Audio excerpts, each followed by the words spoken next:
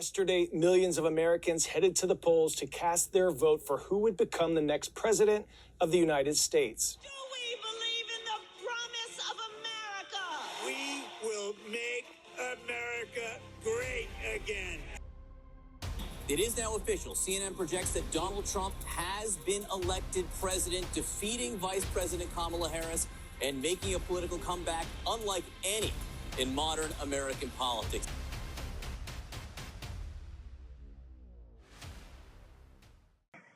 Politics are heavily influenced from social media. There are numerous pros and cons to social media being so closely tied to campaigning and elections.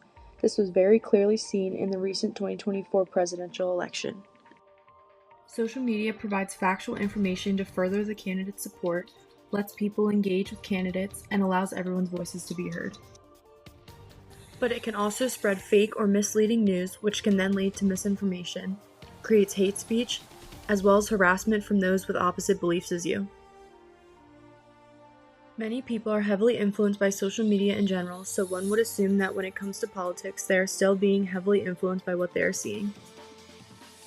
Social media is the main way people learn about what is going on during elections. That's how voters learn about the candidates and the issues at stake. The word bias comes into play a lot when talking about politics and who is seeing what. A quote from Rutgers University states, "For example, news media might give a particular candidate more coverage than others or use a more critical tone when covering certain candidates. News coverage also might disproportionately focus on policy issues or campaign events that benefit one party or candidate more than the other. In some cases, the media's efforts to maintain balance can create false equivalencies where two candidates' missteps are treated equally, even if one behaves more egregiously than the other." Candidates pretty much rely on social media to promote themselves and their campaigns.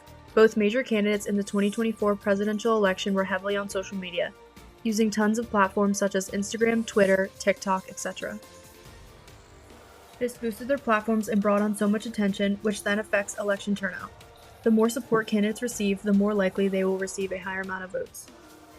Politics honestly wouldn't be where they're at today without social media. Elections from years ago were advertised much differently than they are now. Personally, I believe social media can truly be helpful in educating those that know nothing about politics. At the same time, social media and your personal algorithm can be very biased, blocking out the other side that you don't typically lean towards.